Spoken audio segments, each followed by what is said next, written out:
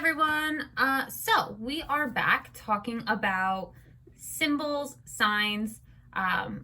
We are in technically the 14th week, but second week of talking about signs in the universe. Last week we were talking about the sun, and of course this week we're going to talk about the moon, because the moon is in the sort of chemical or alchemical marriage between the sun and the moon. Can't have one without the other. The sun is the man, the masculine energy, and the moon is the feminine energy. The moon has been a symbol literarily, mythologically, archetypally, alchemically, biblically, for as long as people have been around, because obviously it's been around a long time. So there are some really interesting things I want to focus on with looking at, thinking about, talking about the moon. And in a lot of ways, the moon is almost the opposite of the sun, in the way that the sun is constant. It does not move. It is always shining. It doesn't change. Thank God for that. The moon is constantly changing, constantly rotating, and constantly going through phases or cycles. So in the way that the sun is consistency, shining, brightness, the moon is more along the lines of constant change, constant cyclical nature, and everything that has to do with the tides, feminine cycles, like, sexually, reproductively, fertility, all those sort of things are in conjunction with the moon. So there's a lot to think about where the moon is concerned, which I'm sure we don't always. I think a lot of times our attention is drawn to the moon when it is full, when something's happening, like a harvest moon, or there's two full moons, like we're in October 2020, and there's two full moons this month, one on the 1st and one on the 31st, which of course is in line with what goes on in October and what goes on in 2020, which is madness.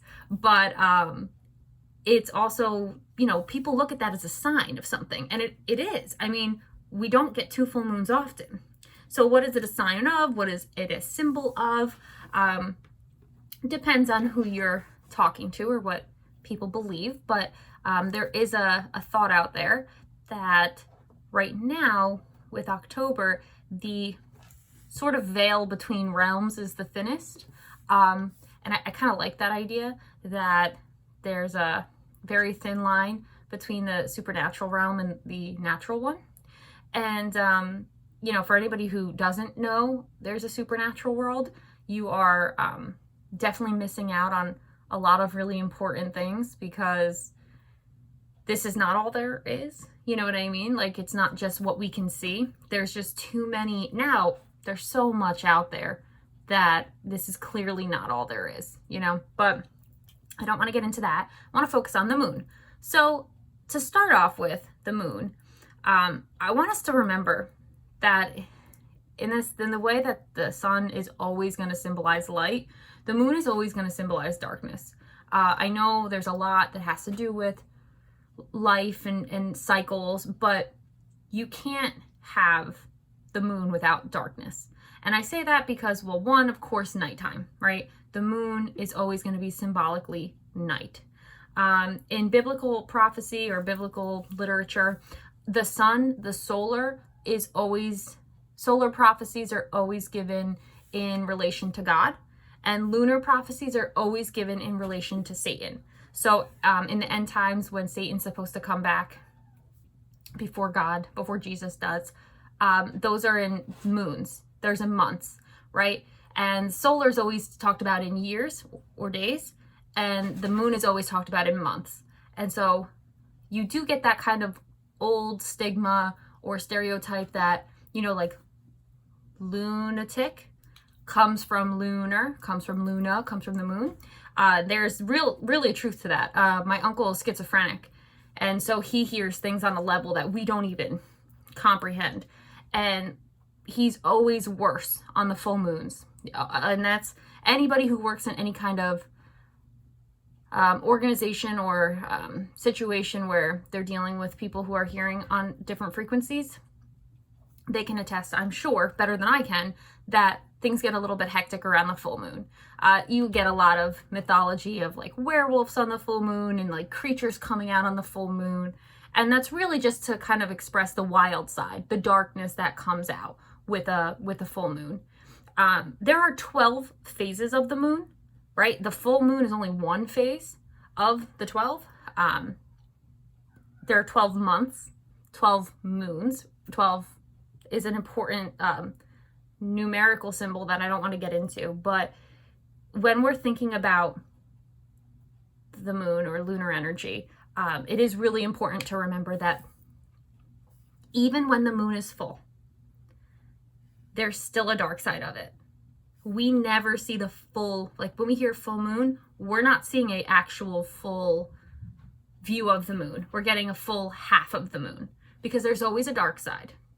And that's why we need to remember, first and foremost, the moon is always going to be symbolic of the darker energies, darker, as much as it's symbolic of other things, it's always going to go with night or with darker energies. When I was working with crystals and things, I used to always tell my customers, like, don't charge your crystals by the full moon because you're still half shrouded in darkness. I said, always charge them by the light or by water. And of course, the moon and water, as we know from science and everywhere else, are intricately linked. The moon cycles are always going to affect the tide, the ebb and tide, the flow of the water should really remind us too of that feminine energy and the sort of femininity that comes with the moon. So when we're thinking about the moon, what I really want us to get from it is, aside from, obviously light and dark, I think it's important to know that everybody does have I don't want to say a dark side, but for a very long time, I really tried to be like this perfect person that I'm not, that nobody is, right? And when we don't embrace our flaws and our faults, right? I don't want to call it our dark side, but I do want to call it our flaws and our faults and things that make us maybe not the best people that we'd like to be, right? Obviously, the worst thing I've ever done is out there for people to know, right? And was it great? No. Do I like that I did it? No.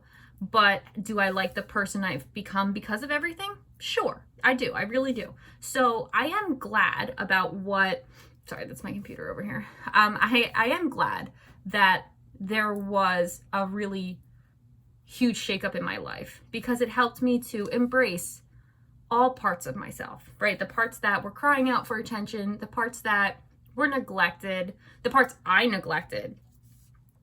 And so everyone has flaws. I think the moon is an important symbol of that. One, we're constantly changing, right? There are parts of us that'll always, right? The moon is always the moon, but we're seeing different sides of it. We're seeing different phases of it, right? I think it's so important because, like, you're always yourself. I know, right? That's so profound. No, we are always quintessentially there is no other Michalina Eichel, right? There's just me. And even if someone else shares your name, there's just you. You have a unique set of fingerprints, you have unique DNA. There are going to be things that uniquely qualify you to be who you are, right? Your birthday or your astrological sign or, your position in your family as far as sibling sort of enumeration, were you first, second, third, oldest, youngest. How you grew up. That stuff is going to be environmental. But the stuff that is uniquely kind of makes you you,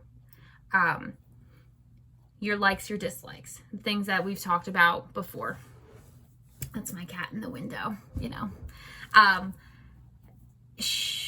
Where was I? Oh, sorry. Yeah. So the things that make you you, they don't change. The moon doesn't change its properties, right?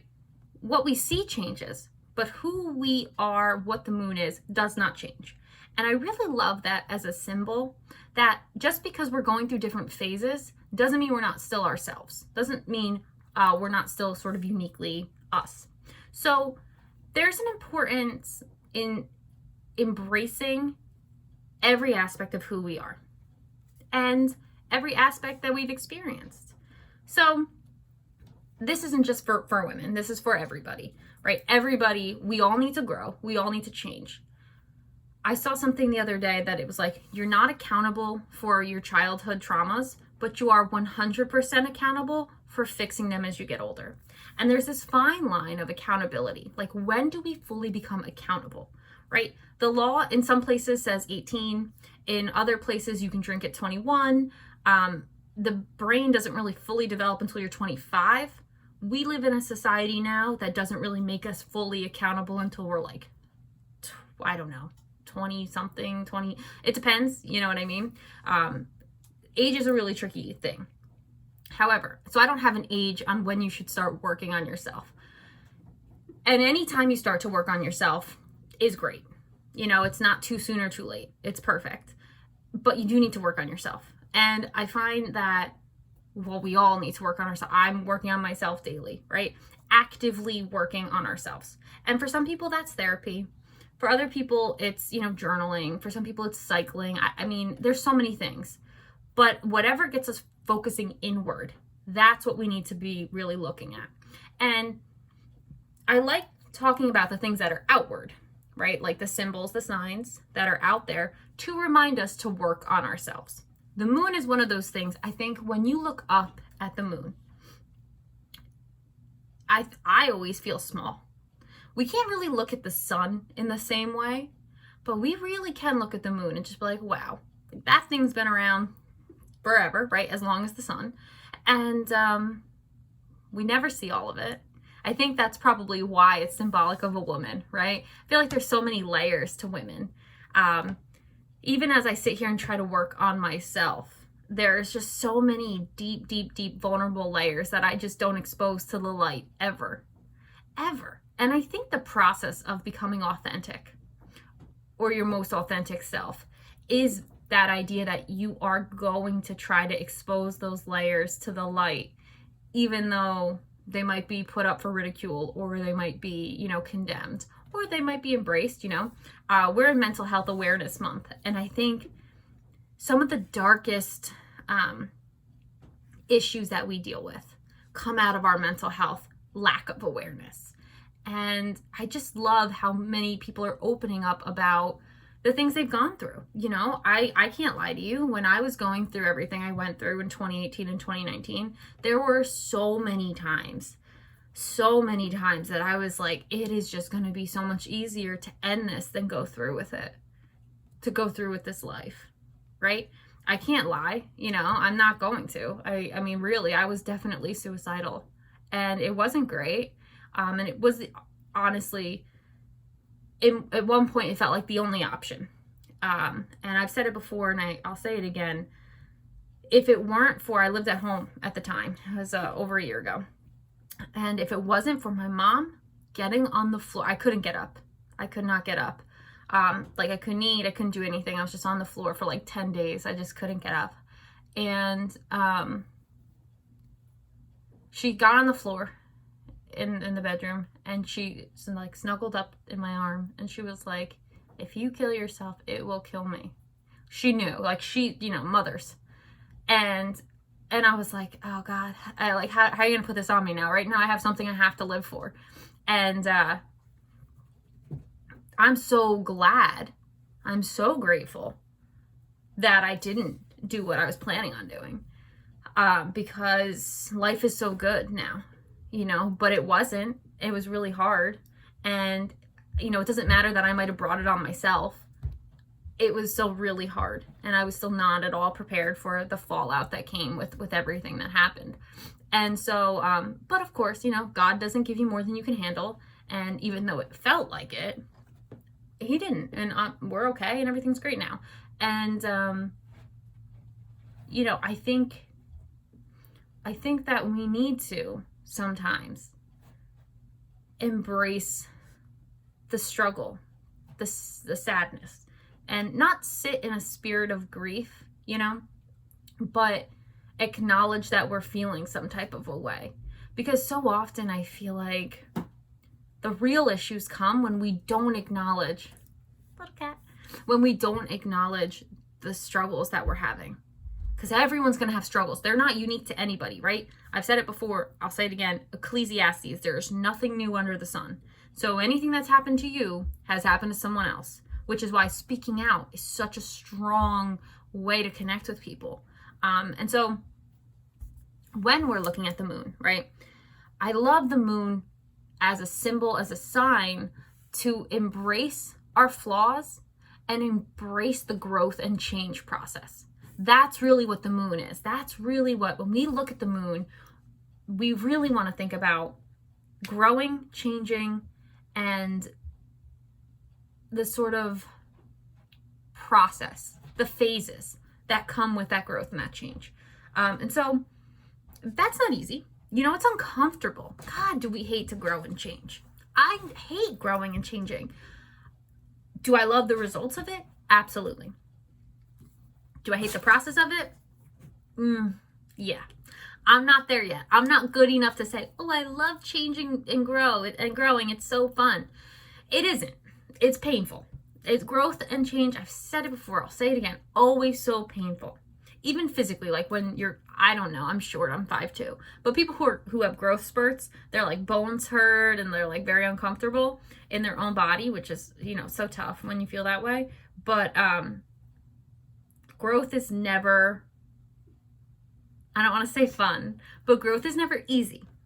And it is oftentimes very painful and very dark. If you think about a seed, and I love this analogy. My last name, Eichel, it means acorn or little oak. And so, I love that idea, like acorn, a little oak. But I love the idea that you have an acorn. I had an acorn up here somewhere, but I think the cat batted it away.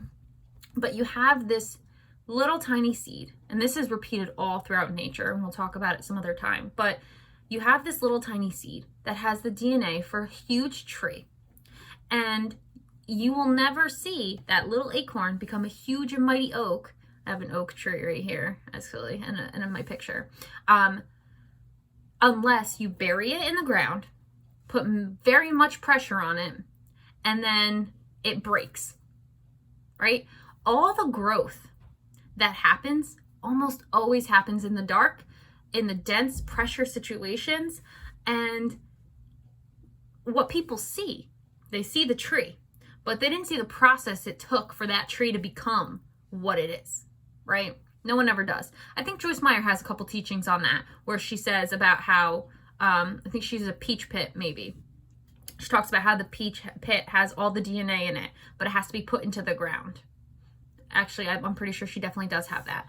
And so you should find it. It's a good one. She also talks a lot about the pit to the palace. And this idea that Joseph in the book of Genesis is cast into the pit, and he ends up being second in command to, first to Potiphar, and then to Pharaoh in Egypt. And so, our growth happens. Joseph couldn't have gone to the palace unless he went in the pit. And the oak tree can't become the mighty oak unless it's this tiny little buried seed. And I like looking to the moon to embrace that darkness, but the dark moments, and to embrace that uncomfortable feeling, and to look at those phases, because life is a series of phases. It's a series of cycles. Every 7 years we have new skin. I honestly think every 7 years we kind of go through changes, and I don't think this, like, psychology tells us this is not me, but we go through changes and phases, and things that we liked we don't like anymore, and things that we used to enjoy we don't enjoy. I just said that, sorry. Like this, you understand that idea, like we used to really like a thing and now we don't enjoy it as much as we used to, and we like something else or whatever. And look up at the moon and think about that. Like, that's a great reminder, the moon as a symbol, as a sign to you, to us, to me, to everyone, that we have the opportunity to embrace our dark moments and to learn from them and grow from them and change and enter a new phase of our life. Because it's, cliche, always darkest before the dawn. That's true. But really, in our dark times, if we'll allow ourselves, we can grow. And the moon can kind of symbolize that idea that there's a darkness that you have to embrace for the next phase to come. And then you're at the top of your game, and guess what? Something else might come and knock you down a peg, and then you have to learn it all over again, right? In the way, that's how the moon works. It's like, it's a new moon, finally gets to a full moon, and then up, it works its way back down. And I think life is a series of phases like that. You know, you get to the top of your game. School's a good example of this. You work all the way up to 12, and then you're back down to freshman. You work all the way up to a senior in college, and you're back down at like low entry level position in the workforce. Then you get to the top of somewhere, and you're like, I'm tired of this. I want to move somewhere else, right? Or you become a parent, and then you're like, oh man, I am back under, because now I don't even know what I got myself into, right?